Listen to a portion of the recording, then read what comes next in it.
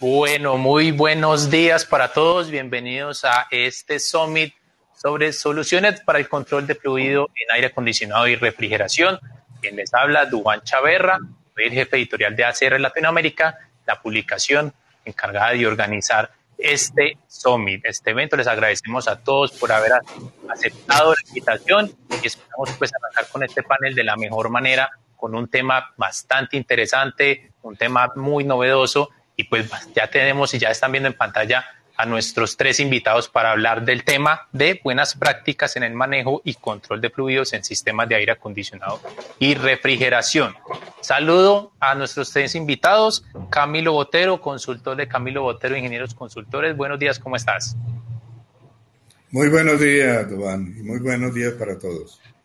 Muchas gracias por estar con nosotros. También saludo a Julio Londoño. Él es el BMS Business Development Manager de SAEC Engineering. Hola, Julio, ¿cómo estás?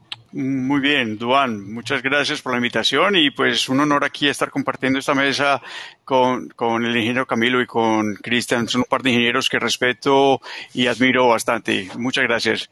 Gracias, Julio, por acompañarnos. Y también están viendo ya en pantalla a Cristian Cano. Él es el HVAC Lab para Colombia, Ecuador y Venezuela de Trane. Hola, Cristian, ¿cómo estás? Hola, muy buenos días para todos. También muy complacido y honrado de estar aquí con ustedes. Bueno, les agradecemos mucho por estar con nosotros. Vamos a tocar bastantes temas sobre este tema, sobre el tema de control de fluidos. Vamos a tratar de cubrir todo lo que más podamos y a la gente de una vez les decimos que en la pestaña de Discuss que tienen en esta plataforma, al costado derecho, pueden comentar, pueden hacer sus preguntas a lo largo del panel y una vez veamos que alguien hizo una consulta, la vamos a formular en ese momento. No la vamos a dejar para el final, sino que constantemente vamos a hacer las preguntas para darle mucha más dinámica a este panel. Entonces ahí ya saben, en la pestaña de Discuss tienen ese espacio libre para comentar, preguntar y de una vez los invitamos a que nos escriban desde qué país nos están viendo. Muy interesante conocer más o menos la gente desde dónde está conectada en este panel.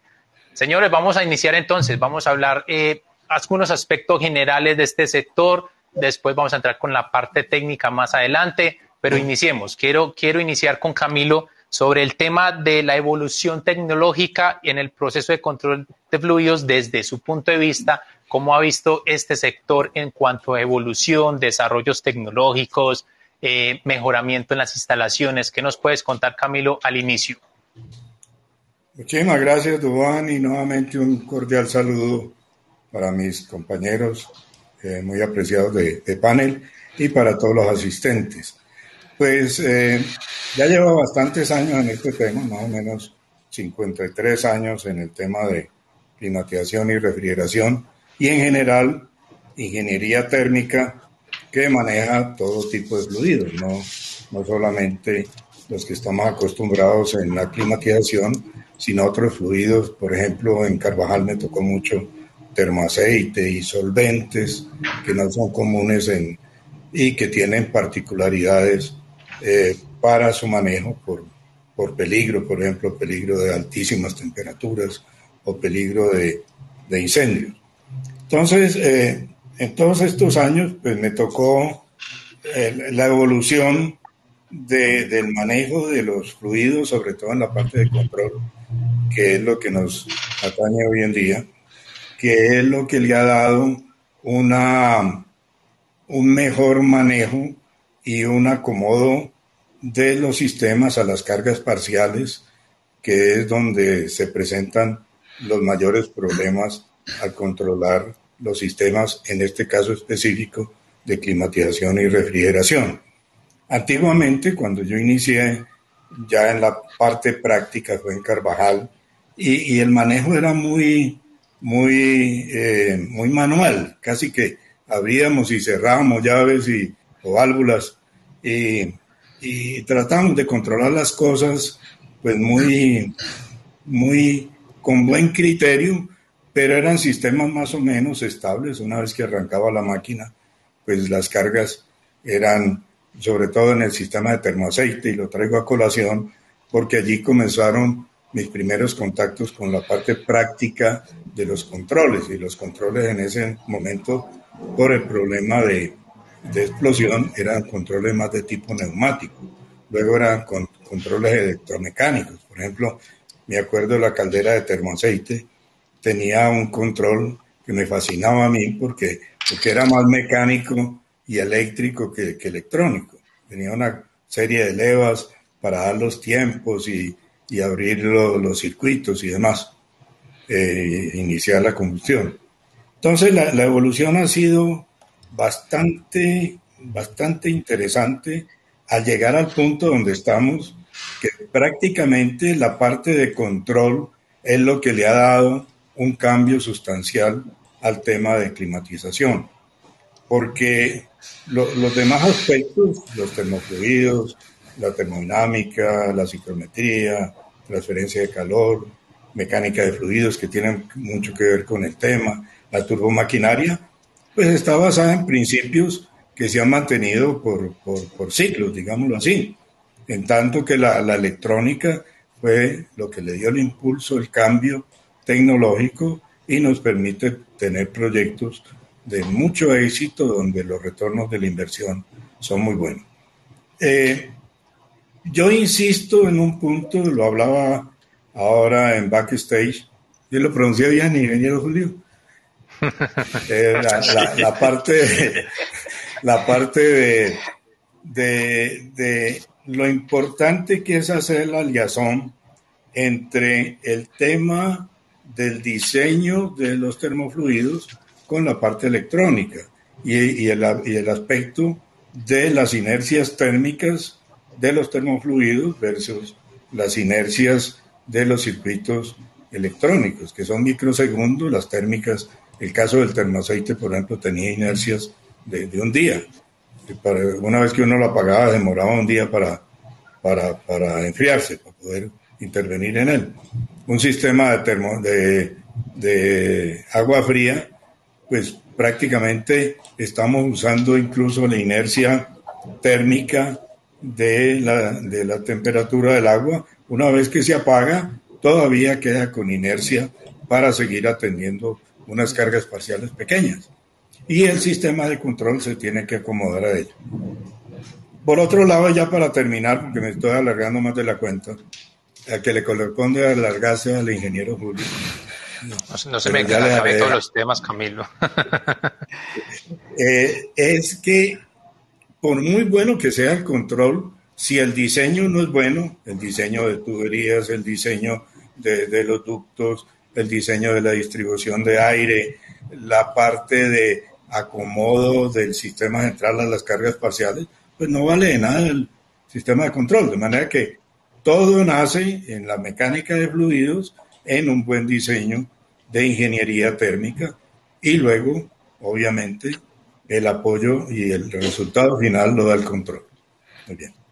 Muchas gracias, Camilo. Sí. Voy con Julio. La misma pregunta para que igualemos como esos conceptos ya que nos dio Camilo frente a ese tema de que la mecánica pues es constante, lleva siglos en el mismo manejo y que una de las, digamos, puntos más notables es el tema de la electrónica. Julio, también cómo has visto esa evolución del mercado, ¿qué también nos puedes dar desde tu punto de vista de análisis? Bueno, es cierto. Lo que son las máquinas han estado iguales, la parte de concepto de remoción de calor es la misma desde hace 100 años. La evolución se ha dado más por el lado de control. Y el lado de control, y la razón por la cual el control ha evolucionado tanto es por la necesidad de ahorrar energía. Realmente el ahorro de energía es el mayor motor de innovación en eficiencia y en sistemas de aire acondicionado. Si vemos los primeros sistemas, eran sistemas de volumen constante y el ingeniero Camilo tocó un tema bien importante y es el manejo de cargas parciales. Eso es pues algo, me estoy yendo un poquito muy técnico, muy profundo técnico, pero manejar cargas parciales requiere de tener un conocimiento bien profundo de cómo está el diseño y de cómo optimizarlo para poder consumir lo que realmente necesito de acuerdo al requerimiento parcial de carga. Entonces, en ese mismo orden de ideas, algo que nos ha permitido evoluciona bastante es los variadores de frecuencia, por ejemplo. El desarrollo en variador de frecuencia es lo que nos permite reaccionar de manera muy eficiente a esas cargas parciales. Ahora, de la mano de los variadores de frecuencia hay que adecuar todo el resto del sistema, ¿no es cierto? Entonces le ponemos variadores de frecuencia a los compresores, a las torres, a las bombas, a los ventiladores en las manejadoras. Entonces, todos estos elementos que se mueven deben coordinarse muy bien para hacerlos eficientes. Y ahí es donde viene el control. Tener todos esos elementos que se mueven de alguna manera como independientes de forma manual no se puede. Y el control lo que ha hecho es evolucionar para poder agrupar todos estos elementos de un sistema y que se logre un resultado de manera muy eficiente. Ahora, Camilo tocó dos temas buenísimos que yo, para mí son algo que siempre repito. A mí me preguntan constantemente, ¿y cómo controlo esto? Y la pregunta es, yo no tengo idea. ¿Cómo quiere usted, como diseñador mecánico, que esto funcione? Y el control se adecúa a los requerimientos de diseño. Ahí es donde es tan importante que la persona de control entienda de ciclometría, entienda de fluidos, entienda de curvas de bombas, entienda de curvas de eficiencia. ¿No es cierto? Porque no es el control el que dice cómo es que se va a controlar, es al revés. Es el diseño mecánico y la intención de diseño el que dicta cómo debe operar, cómo se debe controlar. Y otra de las cosas que también me encanta, todos los que me conocen lo repito todo el tiempo, el control no soluciona problemas de diseño. Si tenemos un problema de diseño, particularmente en dimensionamiento de válvulas o dimensionamiento de equipos, se pueden hacer ciertos alivios con control, pero no podemos esperar que el control solucione problemas de diseño, no va a pasar. Entonces, sí, lo otro, ya yendo a control como tal, por ejemplo, la variación, poder modular la velocidad de flujo, o la velocidad poder modular el flujo a través de los evaporadores de los chillers, no es un adelanto mecánico. Eso se debe gracias a la electrónica y a la fineza del control que se puede lograr en ese compresor. Ahí no hubo ninguna mejora mecánica, es todo desarrollo en control. Y ya yéndonos al mundo de control, pues hemos visto una evolución muy grande que va de la mano del desarrollo de software, el desarrollo de hardware y ahora últimamente pues el desarrollo de IoT y el manejo de información en la nube, que eso pues nos está abriendo. No digo que nos ha abierto, nos está abriendo todo un mar de posibilidades de cómo podemos manejar toda esa información en la nube. Entonces, aquí me podía, como dice Camilo, me podía extender la hora entera a hablar del tema hasta mañana. Pero no, le voy a dar ya le voy a dar la palabra a Cristian, porque si no, entre Camilo y yo no lo dejamos hablar. Así es. Gracias, Julio. Y precisamente ese tema ahorita lo vamos a desarrollar un poquito más, el tema del IoT y el tema de la inteligencia artificial, que definitivamente eso es lo que va a perfilar este negocio en el presente y en el futuro cercano. Uh-huh. Cristian, obviamente también es muy importante conocer tu visión de evolución de este negocio. Ya Julio y Camilo nos dieron su visión desde su experiencia, desde lo que han visto. También cuéntanos un poquito cómo has visto esta evolución de negocio desde tu punto de vista. Bueno, yo qué les puedo comentar con respecto a eso. Yo considero que los puntos que mencionaron tanto el ingeniero Camilo como el ingeniero Julio son bien importantes. Ha habido una gran evolución de la tecnología en control y ha sido acomodado a lo que se va consiguiendo y sobre todo a los requerimientos finales del cliente. El ahorro energético sí es muy importante, creo que, como decía Julio, es la finalidad que tenemos ahora en el mundo, es ahorrar muchísima energía, intentar cumplir con lo que se está solicitando desde el punto de vista de diseño mecánico, de confort de los clientes, si de pronto es un proceso industrial, cumplir con los parámetros de proceso industrial, pero no dejar nunca de lado el ahorro energético. Y hacia allá donde estamos yendo todos los fabricantes, ¿sí? Y lo que mencionaba el ingeniero Camilo también me parece súper valioso, de que haya una interacción completa entre todos los mecanismos, entre toda la parte mecánica del proyecto y de control, últimamente yo que he logrado ver, cada fabricante de bombas, de válvulas, de chillers, de torres, cada fabricante está haciendo su mejor esfuerzo en hacer el control para lo que, digamos, consideran ellos que es lo más importante. Entonces, los fabricantes de bombas están haciendo sistemas de control muy avanzados para las bombas. Los fabricantes de válvulas también para su válvula, para su serpentina y demás. Y lo que ya hemos encontrado nosotros en el campo es que a veces tenemos 4 controladores que quieren hacer lo mismo en un mismo espacio. Entonces tenemos los chillers, tengo el control de los chillers que funcionan mejor para los chillers y otro fabricante de bombas tiene lo mejor para las bombas. Entonces tenemos como muchos buenos haciendo lo mejor que pueden para que la planta de agua fría, y considero que donde podemos nosotros mejorar y la siguiente etapa es ver cómo hacemos para que todo interopere y funcione de la mejor manera posible para que el cliente final reciba lo que necesita, que es, no sé, en el caso del agua fría es un caudal, una temperatura y un consumo energético lo más bajo posible. ¿Sí? Entonces yo considero que todos estamos haciendo grandes esfuerzos, pero nos falta de pronto un poquito de coordinación en el campo. Sí, entonces, y lo hemos visto no solamente en esta industria, en todas las industrias, cada fabricante, el de bombas, vaya, arranca sus bombas, fírmeme por favor y entrego mi sistema de bombeo funcionando. Y así cada uno. Lo que de pronto nos falta es un poco más de coordinación desde direcciones de obra, de pronto tener un solo responsable que responda, pues valga la redundancia, por todo el comportamiento de la planta de agua fría, para que todo funcione bien y el cliente de verdad perciba un muy buen ahorro energético al final de cuentas, porque es que un sistema de aire acondicionado es muy complejo, o sea, puedes irte desde la puntualidad de la válvula en el fan coil en la habitación del hotel, la válvula de la manejadora en las áreas comunes del hotel, al sistema de agua fría que es todavía más grande. Entonces hay mucho por controlar, mucha información por ahí andando. Entonces los que diseñamos controles hacemos un muy buen trabajo, los que diseñan mecánicamente hacemos muy buen trabajo, pero es responsabilidad de la aplicación hacer que todo eso se materialice en una realidad. Creo que desde pronto ahí es el reto que tenemos todos. De pronto me fui hacia el lado de los retos, un reto hacia la evolución, pero creo que es un tema importante también a tener en cuenta.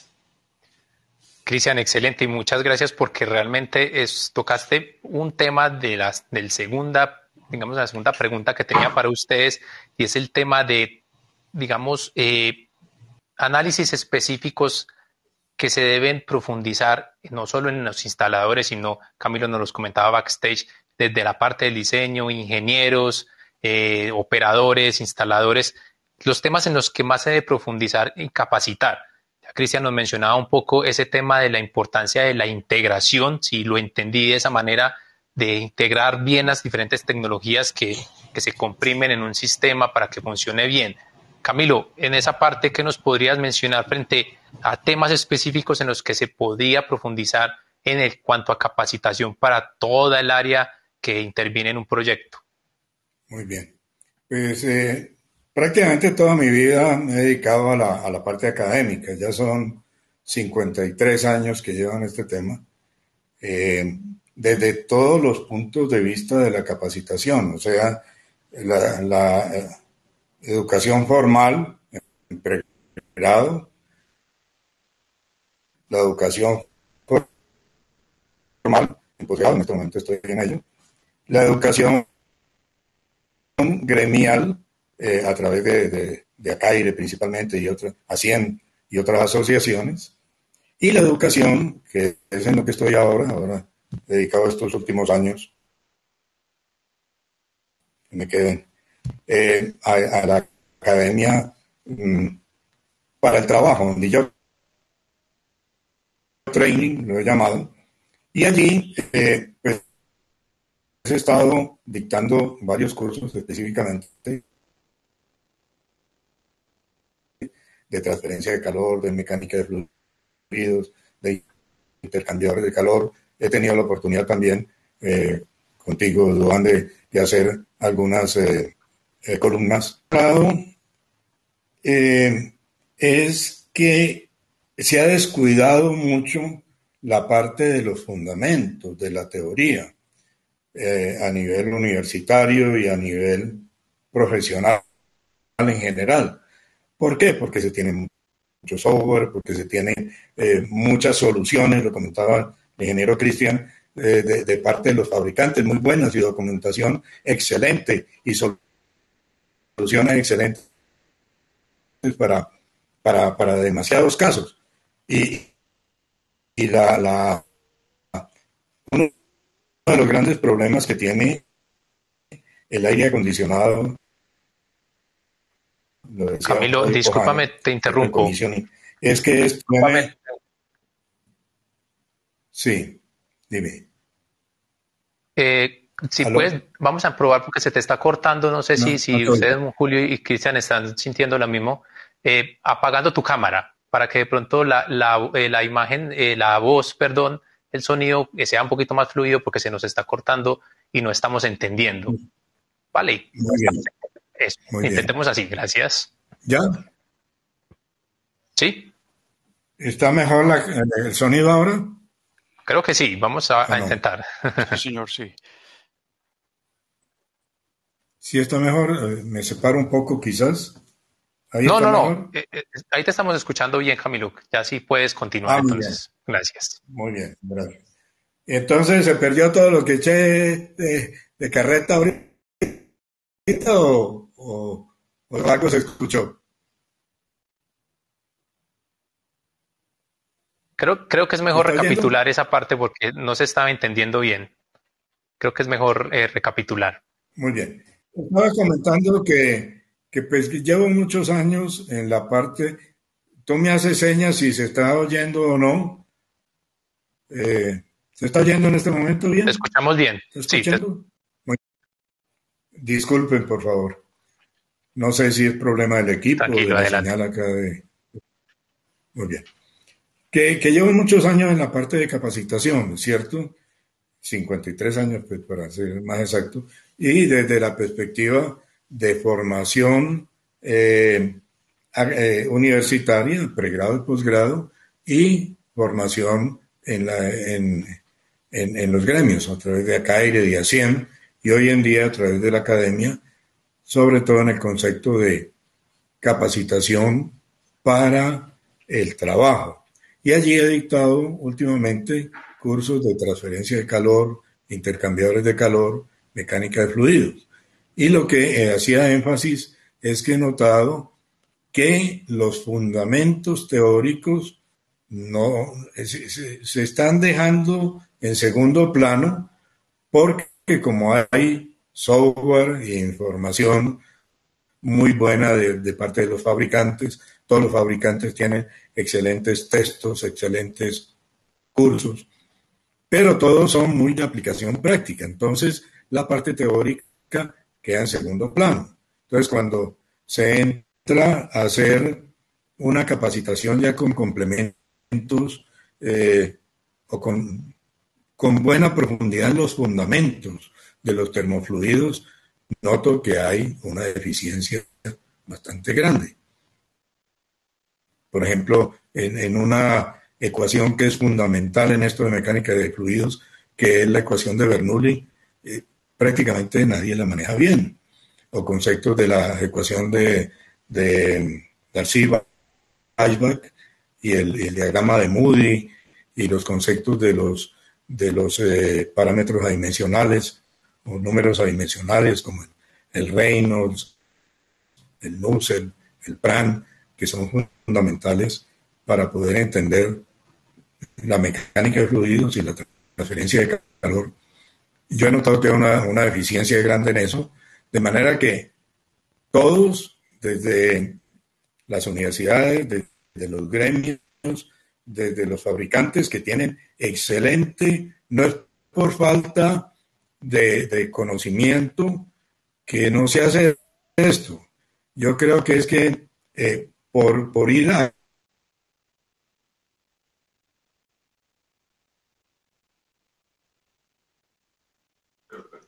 Lo perdimos. Creo que lo perdimos ahí. Bueno, vamos a pedirle que de pronto Camilo... Sí, y tal vez la parte comercial queda en segundo plano. Eso es lo que quería comentar, no sé si queda claro. A mis colegas. Camilo, muchas gracias. Camilo, vamos a pedirte un favor, si de pronto sales de la plataforma y vuelves a ingresar, que se nos está bloqueando un poquito tu sonido, quizás eso a veces funciona y mejora un poquito tu señal. Entonces, si vuelves a salir de la plataforma e ingresas nuevamente, recuerda que debes dar clic en el botón Go Live para que ingreses a este espacio. Pero voy a go backstage o me salgo del todo. No, sal del todo y vuelves a ingresar con el enlace.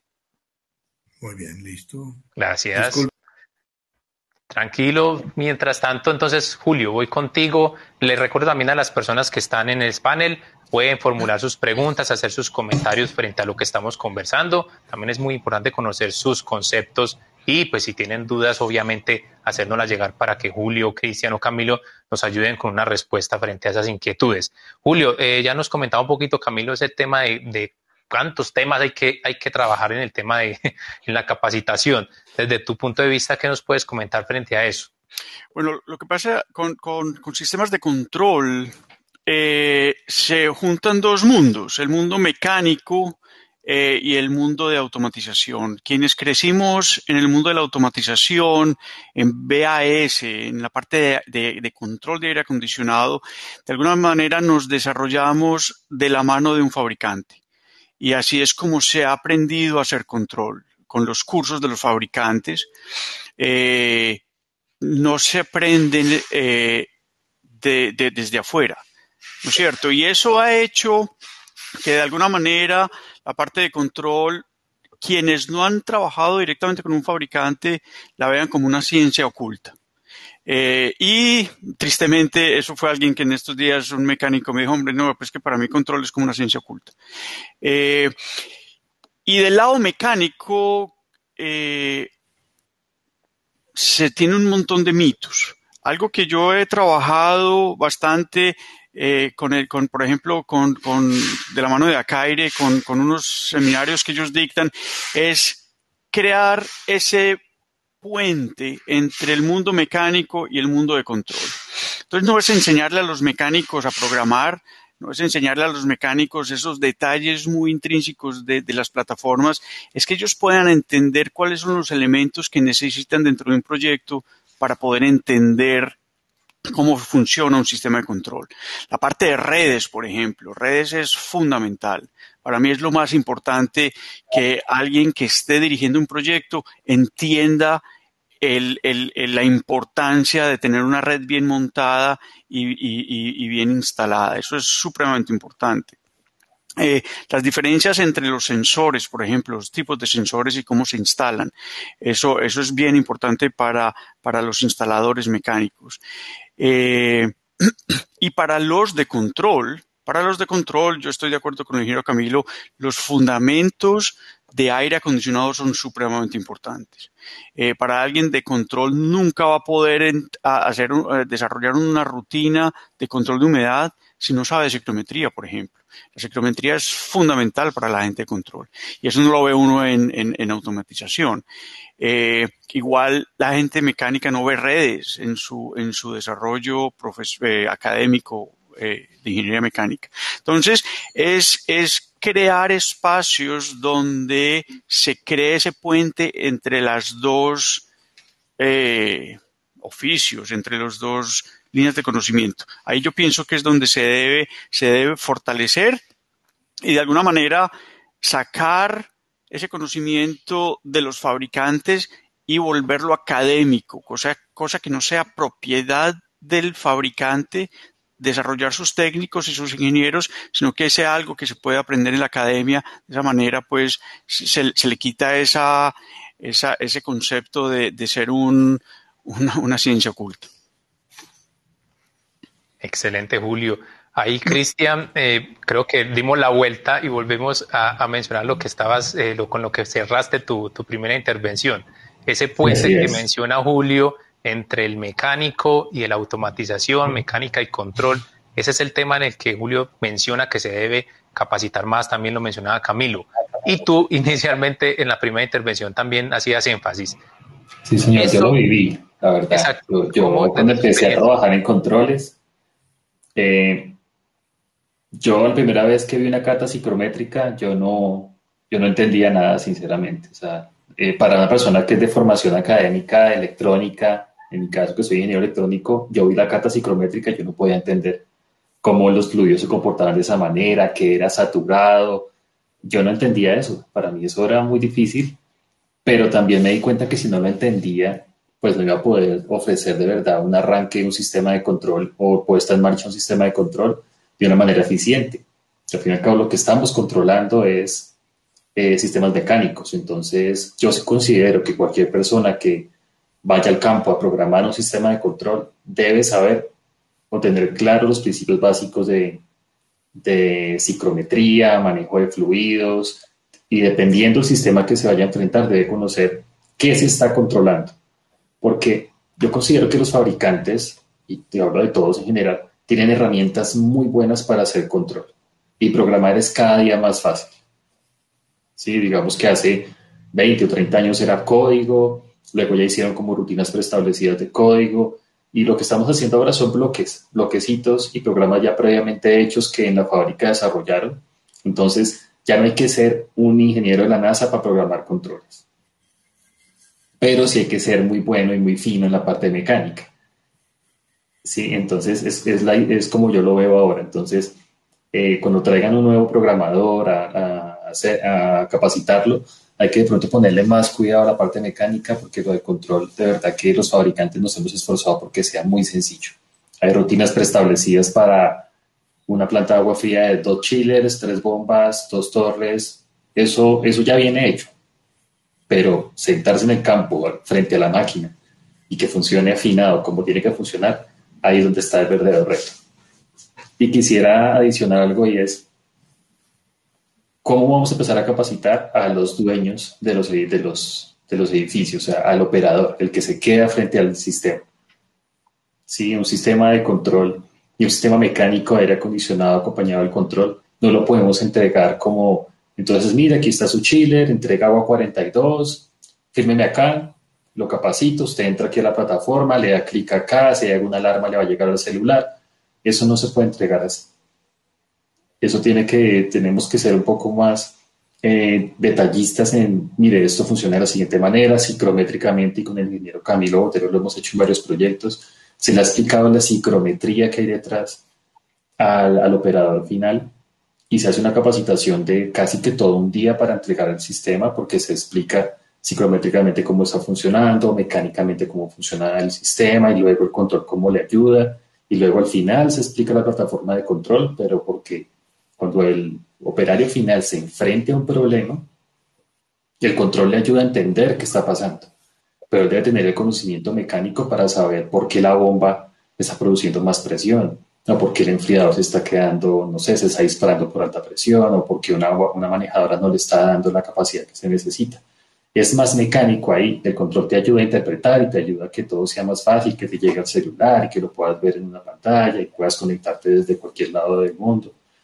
Pero mecánicamente hay que hacerle muchísimo hincapié a la capacitación al usuario final, y capacitación y recapacitación. O sea, nosotros deberíamos estar yendo a los 3 meses a preguntarle, bueno, ¿cómo vas con el sistema? ¿Por qué? Porque los edificios cuando se arrancan, cuando se ponen en funcionamiento el día 1, funcionan de una manera, al día 100 son edificios totalmente distintos. Hemos entregado edificios a veces que están desocupados. Cuando llega la gente, cuando llegan los operarios, cuando llegan las oficinas a llenarse, cuando es una sala de cine y comienzan las funciones a funcionar y demás, todo cambia. El sistema tiene que ir adaptando. Los usuarios tienen que ir adaptando y el operador tiene que irse adaptando. Entonces deberíamos estar yendo a los 3 meses, a los 6 meses. Bueno, ¿cómo vas con el sistema? Porque los operadores tienen una costumbre, y es, algo pasó, tengo al gerente llamándome porque se le dañó la máquina que produce aire frío. Lo primero que hacen es, yo voy al sistema, desconecto la válvula, la pongo en el manual al máximo, y que eso enfríe y que a mí no me estén llamando a ponerme ningún problema. Y ahí comienza el control a desvirtuarse, porque ya la válvula se desconectó, porque ya el motor se arrancó en manual, porque el variador se le quitó la variación y se puso en manual. Entonces hay que estar constantemente preguntándoles a los clientes cómo está el sistema para que el sistema se mantenga durante el tiempo. Gracias, Cristian. Sí, está muy claro. No solamente es entregar el producto y dar conceptos básicos, sino también acompañar ese proceso que es tan importante para, podemos llamarlo usuario final o el encargado de operar el equipo ya de planta. Saludamos a Iván Bolaños desde México. Él comenta, la perspectiva de desarrollo de conocimiento con un proveedor no está relacionado con el tema práctico, que quizá en la academia no siempre se aborda seriamente. Comentario de Iván allá desde México, lo saludamos. También saludamos a Walter López, que nos escribe desde Lima, Perú. Vamos a tocar otro tema importante y es uno de los, digamos, de las tecnologías importantes en el tema de controles de fluidos, del manejo de los fluidos, es el tema de las válvulas. ¿Qué rol juegan las válvulas y qué importancia tienen en este negocio, en este proceso de control? Camilo, quisiéramos también conocer también tu concepto, aunque sé que vas a darle toda la responsabilidad a Julio, pero también quiero conocer un poquito tu concepto. Definitivamente, de una vez. Pero sí puedo contar un poco la historia con la cual comencé. ¿Me están oyendo? Que a veces veo que la señal se ve como intermitente. Muy bien. Desde el comienzo, con este tema de control, pues no poníamos prácticamente nada de control. Luego algo on-off, luego de acuerdo a unos modutroles gigantescos que eran costosísimos y ya fuimos entrando en la proporcionalidad. Luego vinieron otra firma, no digo marcas aquí, que se impuso y la usamos durante mucho tiempo, y después las firmas que representan mis estimados colegas aquí. Y lo que yo veo es una gran evolución en la parte, sobre todo, no en la válvula en sí misma, aun cuando ha habido evolución interesante en la válvula, pero sí en los modutroles, en la parte de software, en la parte de su selección para una aplicación específica. Ahí es muy interesante, ligando con el tema anterior de la parte teórica, entender muy bien lo que es el CV de la válvula, cómo se selecciona para una determinada aplicación, cómo se comporta esa válvula en carga parcial, que lo ha mencionado también el ingeniero Julio, ingeniero Cristian. Entonces, yo creo que hemos llegado a un estado del arte bastante bueno, yo lo veo bastante bueno. Cada vez, lo comentaba ahorita Cristian, de la parte de control. Yo recuerdo en mi maestría de ingeniería térmica en el Brasil, pues me tocó programar en lenguaje de máquina. Entonces no se imaginan lo que es en sistema binario hacer una programación de esas. Y luego programar en Fortran 4 con tarjetas perforadas, ¿cierto? La sola perforación uno pasaba toda la noche y se equivocaba en un punto, pues simplemente eso no funcionaba. Y en unos computadores del 1130, que yo recuerdo un 1130, que era un monstruo de computador, pues no tiene ni la milésima parte de capacidad que tiene un computador de hoy en día o un teléfono inteligente. Entonces la evolución en todos los sentidos, en el software, en el hardware y sobre todo en las válvulas y sobre todo en la parte de accionamiento de las válvulas con una proporcionalidad y ligado a un sistema de control, eso da un resultado maravilloso. Prácticamente uno logra, desde que se hayan integrado todos los conceptos que ya hemos comentado, logra unos resultados extraordinarios. Gracias, Camilo. Julio, se menciona mucho en este tema de las válvulas, el rol que juegan, y ahorita mencionabas mucho el tema del manejo de las cargas. Ese tema es un tema todavía de mucho necesidad de conocimiento. Hay que trabajarlo, estudiarlo bastante para manejar ese tema de las presiones altas y las cargas, ¿cierto? Bueno, las válvulas. Sí, eso ha habido una evolución muy grande con las válvulas y curiosamente las válvulas ha sido tal vez uno de los elementos que más se ha dejado de lado. Eso funciona y con tal de que enfríe, pues no hay problema. Y nos hemos enfocado de alguna manera en hacer chillers muy eficientes, variadores de frecuencia por todos lados. Pero el sistema de aire acondicionado no se trata de los chillers, no se trata del bombeo, se trata es de esa remoción de calor que se necesita para tener confort.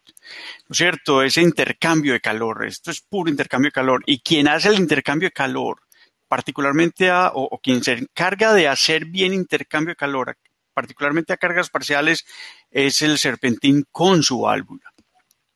Y esa válvula es la que le permite al serpentín variar de acuerdo a los requerimientos.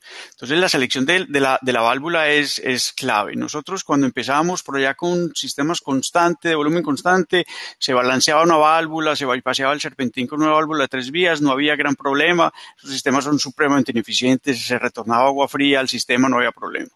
Cuando empezamos a trabajar con variadores de frecuencia, pudimos ver que podemos aliviar la presión de otra manera diferente y empezamos a utilizar válvulas de 2 vías, supremamente mal dimensionadas. Seleccionábamos válvulas con el diámetro de la tubería. Normalmente deberían ser mucho más estrechas. Hay un tema ahí de autoridad de válvula que se debe considerar. Y eso es un problema, no poder manejar esas válvulas, y en ese momento que no teníamos otra opción, se sacaron unos limitadores de flujo para intentar corregir el problema, pero salieron las válvulas independientes de presión. Si hoy en día manejamos válvulas independientes de presión, ya nos ahorramos toda esa complejidad del balanceo, la complejidad del sobredimensionamiento, la complejidad de presiones muy altas cerca de la bomba y las últimas válvulas se quedan sin agua. Ya eso se elimina y de alguna manera dimos un paso muy adelante en fineza de control con las válvulas independientes de presión. Y hoy en día, de hecho, ayer vi un lanzamiento de una de estas válvulas inteligentes, uno de los patrocinadores, Belimo, la lanzó. Ya se enfoca en controlar la potencia del serpentín. Y eso es si uno entiende ese concepto de qué es lo que pasa, esa relación entre válvula, flujo, diferencia de temperatura y la máquina que está controlando. Un serpentín es una máquina y se enfoca no en controlar flujo, no en controlar temperaturas puntuales, sino en controlar potencia. Eso es un paso muy gigante hacia adelante que de alguna manera nos facilita y nos ahorra toda la parte de balanceo, que es un balanceo no funciona en un sistema variable, por ejemplo. Es uno lo balancea hoy, a los 6 meses vuelve y está completamente perdido. Entonces sí, volviendo a tu pregunta, Duan, hoy en día es muy fácil. Es muy fácil si se utiliza la tecnología de punta que te permite facilitar la vida, sí, definitivamente. Gracias, Julio. Muy interesante ese desarrollo que nos mencionaste. Seguramente ahorita en la conferencia que sigue de Belimo, posiblemente Elsa nos vaya a dar algunos adelantos también sobre eso. Cristian, desde tu parte, ¿qué consideras que es fundamental el rol de las válvulas en este tema de control de fluidos para sistemas HVACR? No, como mencionaba Julio, son de vital importancia. De verdad que son muy importantes. Yo quisiera resaltar algo adicional y es, existe una secuencia de control que se llama Critical Valve Reset. Esa es una estrategia que a mí en lo particular me gusta mucho, y para explicarla rápidamente es comunicar todas las válvulas del sistema al sistema de control central y digamos que de una manera de preguntarle a cada una en qué porcentaje de apertura se encuentra. ¿Sí? Y con eso podemos empezar a variar el set point de la presión, el set point de presión de la tubería y por ende la velocidad de las bombas. Entonces, por lo general, los diseños que se hacían antes era seteábamos una presión diferencial en la tubería y con respecto a esa presión, que era un único valor exacto, variábamos la velocidad de las bombas. Entonces, si se subía la presión, pues bajábamos la velocidad de las bombas y viceversa. Si bajaba la presión, subíamos la velocidad de las bombas, pero ese set point se dejaba quieto. La evolución de esto es poder empezar a variar este set point un poco para hacer el sistema mucho más dinámico. Y lo hacemos con respecto a las válvulas más críticas del sistema. Entonces le preguntamos a las 50 o a las 100 válvulas que hay en el sistema cómo están, a qué apertura están. Y nuestra idea es mantener las válvulas ni muy abiertas, porque significa que les está llegando poca agua, ni muy cerradas, porque significa que está llegando demasiada agua a las válvulas.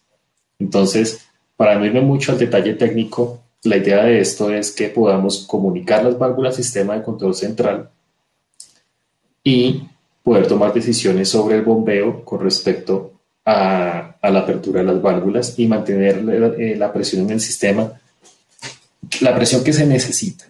A veces decimos, mire, 15 psi es lo que se diseñó, y puede que nos encontremos de que 15 psi era demasiado y pudimos bajar a 14.5 psi en el sistema, o a 14 o a 13.5, y esos ahorros vamos a ver directamente en el bombeo, y en el bombeo hay una capacidad de ahorro gigante con los variadores de velocidad.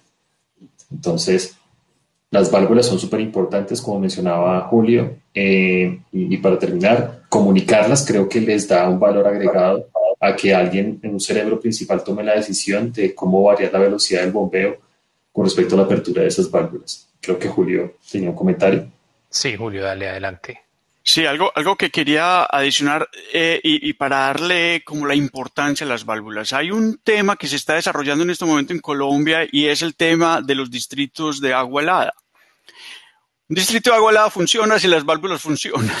¿Y por qué? Porque no se trata de los chillers, no se trata del bombeo, se trata de ese punto del intercambio final, al final. Y hay un fenómeno y un sistema, un distrito frío funciona si es económicamente viable. Si eso es ineficiente, eso no va a funcionar porque no es económicamente viable. ¿Y qué lo hace eficiente? Bueno, chillers eficientes, bombeo eficiente, dimensionamiento eficiente y las válvulas bien seleccionadas. Hay un fenómeno y es el fenómeno de síndrome de bajo delta T. El síndrome de bajo delta T consiste en que el agua retorna fría. ¿Cierto? Si a la planta de agua helada el agua retorna fría, los chillers trabajan de una manera muy ineficiente. Empiezan a ciclar, a prender a apagar, en fin, no es eficiente. Y he visto, y el síndrome de bajo delta T no se soluciona en la planta. He escuchado gente decir, ¿y por qué no calentamos el agua? Por Dios, hombre, ahí vuelvo a donde Camilo aprendamos los conceptos, porque calentar el agua no es la solución. La solución es asegurar el intercambio. Y si el intercambio de calor, en ese punto final, de tal manera que se recupere, se extraiga el calor suficiente del aire y ese calor se mande a la planta, que es donde se retira. Si en un distrito de agua fría, uno de los edificios no tiene control de su intercambio y retorna el agua fría, eso va a hacer que ese distrito frío sea muy ineficiente. De hecho, en muchos distritos fríos que conozco, parte de la facturación es asegurarse que haya una penalización por entregar agua fría de nuevo al sistema. Un comentario ahí, Julio, con respecto a ese tema de la facturación, hay un punto muy importante y es que las válvulas tienen una imprecisión que computan la cantidad de energía consumida por un usuario, tienen un error bastante alto, a favor o en contra. Entonces, es un punto a considerar bien importante en el tema de los distritos. Sí, y hay un error, ese error, entonces volvemos al mismo. Si son unas válvulas convencionales dependientes de presión, hay un factor de, pues, hombre, necesito 5, pero la más cercana es 5.5 o 4.2. Como somos ingenieros, redondeamos hacia arriba y seleccionamos la de 5.5 y tenemos un 0.5 de error, ¿no es cierto? Si son válvulas convencionales. Si son válvulas independientes de presión, ya no tenemos ese problema. Entonces, ¿por qué toco el tema de los distritos de agua fría? Si queremos que esto sea exitoso en Colombia, se debe concentrar no solo en que la planta, la generación sea eficiente, sino el uso del agua también sea muy eficiente. Y puedo hacer una analogía con los sistemas eléctricos. Las empresas de energía se enfocan mucho en que los usuarios finales tengan equipos eficientes, porque eso les hace su sistema eficiente también. Entonces, ¿y qué hacemos en el edificio?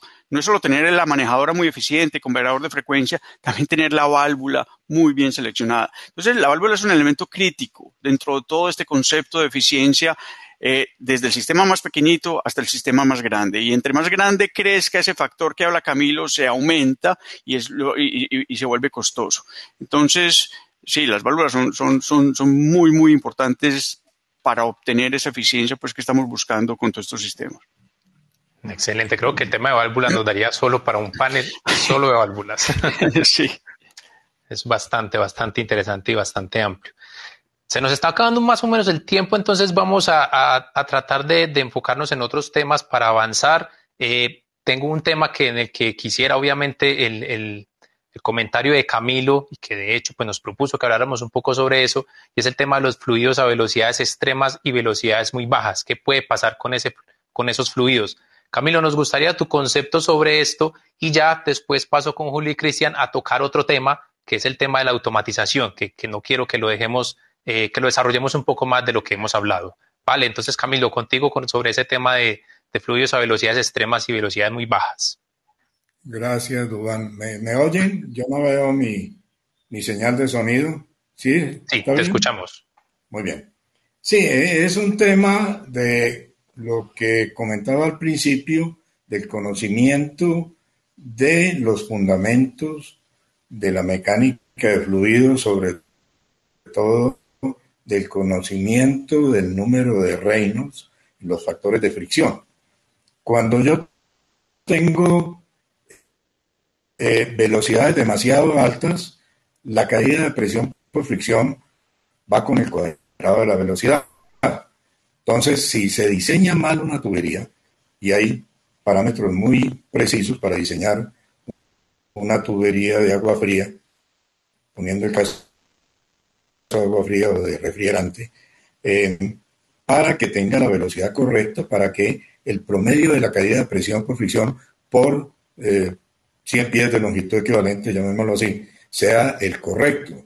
Si se diseña mal, la velocidad queda mucho más alta y las caídas de presión por fricción pues se incrementan.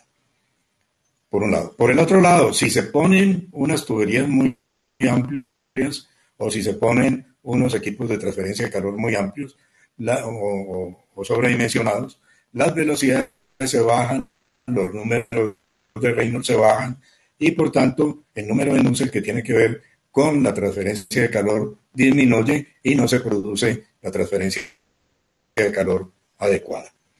Finalmente, algo que insisto yo mucho en mis cursos y en mis diseños es que el resultado final son las especificaciones que se hayan dado, el cumplimiento o no de esas especificaciones al interior del recinto, bien sea en aplicaciones industriales, es mucho más notorio, una aplicación de farmacéutica que pide muy baja temperatura con muy baja humedad relativa, pues simplemente no puede funcionar si no se cumple eso.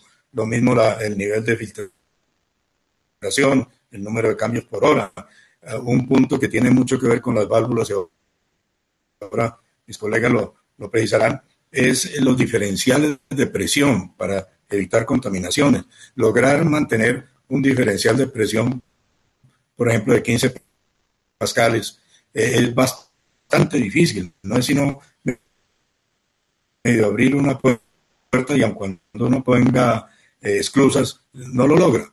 Entonces, ese tema, vuelvo al punto de lo conceptual, cuando se diseñan las tuberías, cuando se diseñan los ductos, cuando se diseña una cascada de presiones en una aplicación de tipo farmacéutico o de tipo hospitalario o para una aplicación industrial, digamos, de nanotecnología, que son las más estrictas, donde los niveles de filtración son altísimos, ULPA 99.999 y demás, de partículas de 0.3 micras o menos.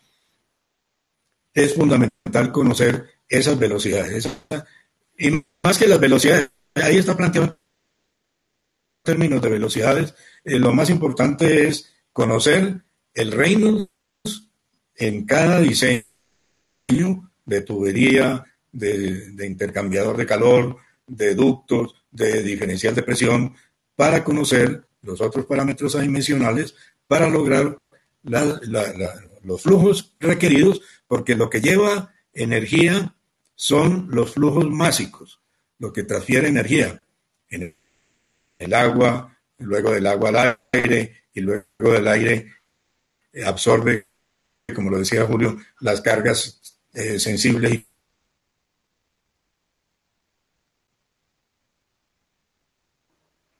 Ahí se nos volvió a ir Camilo con el sonido. Ofrecemos disculpas, lamentablemente, pues eso es una cosa que está pasando. Dime.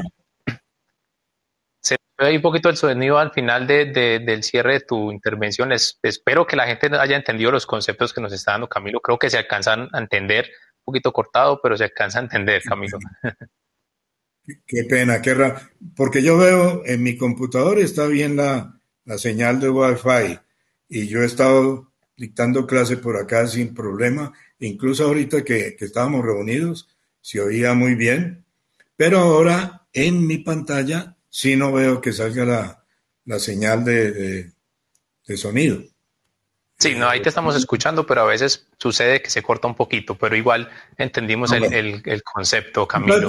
Para cerrar, y me disculpan nuevamente, por favor, para cerrar, al final de cuentas es el usuario quien ya ve el resultado de todo el diseño, de lo que se puso en el sistema central, del diseño de tuberías, de ductos, de intercambiadores de calor y de la parte de control. Porque el usuario es el que tiene que ver, sobre todo, decía, en aplicaciones de tipo industrial, por ejemplo, en electrónica, en microelectrónica, en nanotecnología, donde las condiciones de temperatura, humedad relativa, diferenciales de presión al interior y nivel de filtración son extremas y hay que mantener ese nivel de filtración, y hay una parte de control también bien interesante del flujo de aire cuando se vayan ensuciando los filtros. Entonces, algo aprendí yo en Carvajal con don Guillermo Carvajal, que me enseñó mucho, no algo, sino mucho. Y uno de los puntos que él decía es que los diseños deben ser como para 20 años. Y cuando uno aplica el concepto del commissioning, el estándar 202, ¿me oyen? Sí, sí. El estándar 202 dice muy claramente que un diseño debe mantener sus condiciones como los parámetros fundamentales que debe cumplir a lo largo de toda su vida útil. No es por el ratico mientras corre la factura y se van los diseñadores, los contratistas, los proveedores y dejan al cliente embaucado, ¿no? Ese sistema depende fundamentalmente de todo lo que se diseñó, de todo lo que se instaló, de cómo se va a controlar, y esas condiciones deben ser permanentes o deben ser cumplidas a lo largo de toda su vida útil, o sea, por 20 años. Y eso requiere, además de todo lo que hemos hablado aquí, de un conocimiento teórico práctico, del control, de un buen diseño, requiere lo que dice el estándar 202 del commissioning, son una buena operación del sistema y un muy buen mantenimiento del sistema. Y hacerle un ongoing commissioning, o sea, un commissioning en la medida que el sistema va operando, ¿cierto? Porque lo que importa en fin de fines son los resultados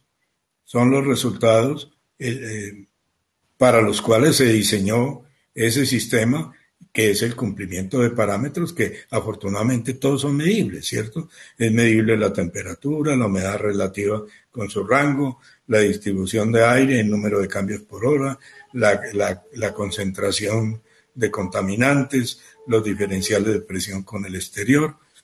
Todo eso es medible y cómo se comportan dentro del cuarto. Entonces, y eso implica pues un buen diseño y sobre todo un magnífico control, que es lo que nos está ocupando ahora. Muy bien. Vale, Camilo, muchísimas gracias por esa intervención tan interesante.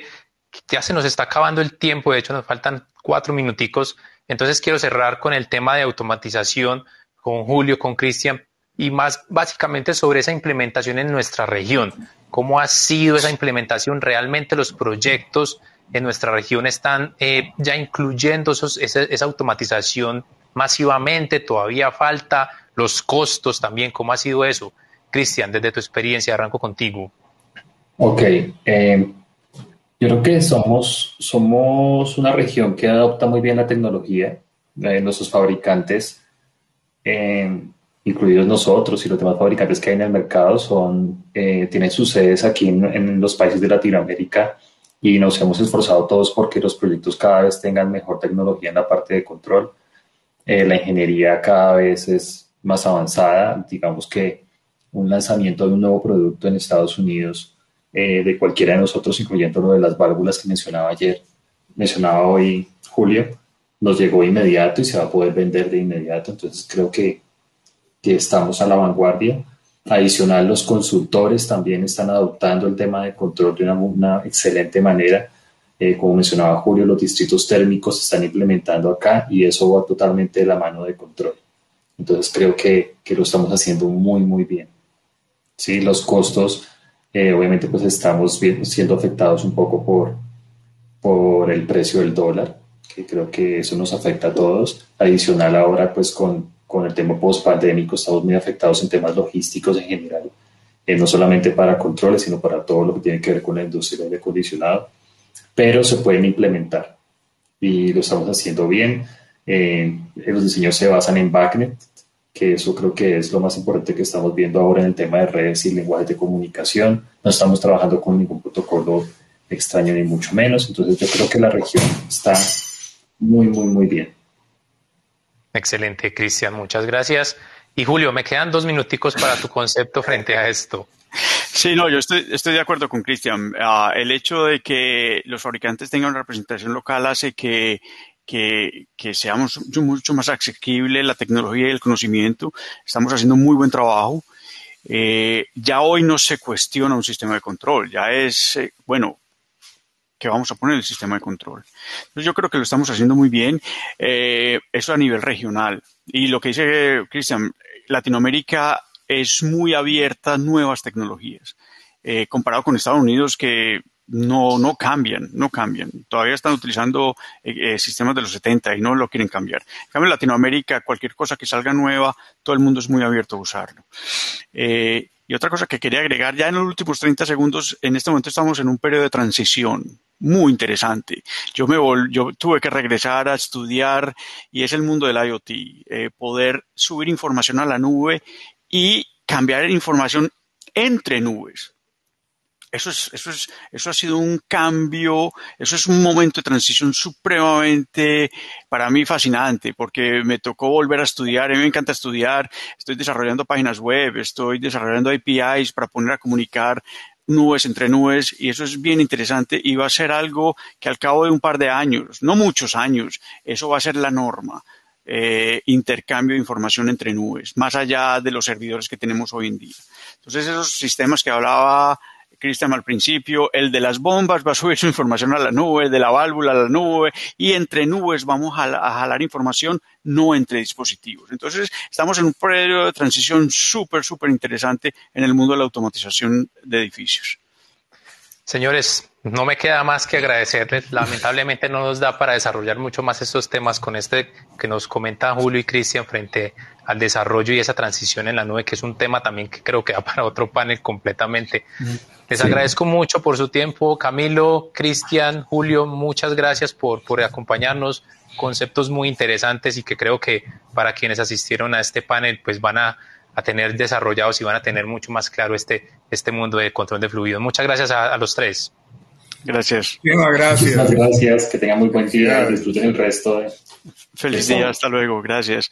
Muchas gracias para ustedes también, nuestros asistentes, por habernos acompañado. Los invitamos a que ya se preparen para la segunda sesión de este Summit, que es el tema de impacto de la selección de válvulas de control en la calidad de control, en la calidad del aire interior. Es un tema que va a presentar la ingeniera Elsa Yáñez, manager para Latinoamérica de Belimo. Entonces, no se pierdan esta charla que va a estar muy, muy importante y que creo que va a complementar mucho lo que hablamos en este panel. A todos ustedes, muchísimas gracias por acompañarnos. Recuerden, de nuevo, los esperamos entonces en la sesión que ya continúa. 3 minuticos y ahí continuamos entonces. Hasta luego, muchas gracias, ingenieros. Hasta luego. Chao. Hasta luego, muchas gracias.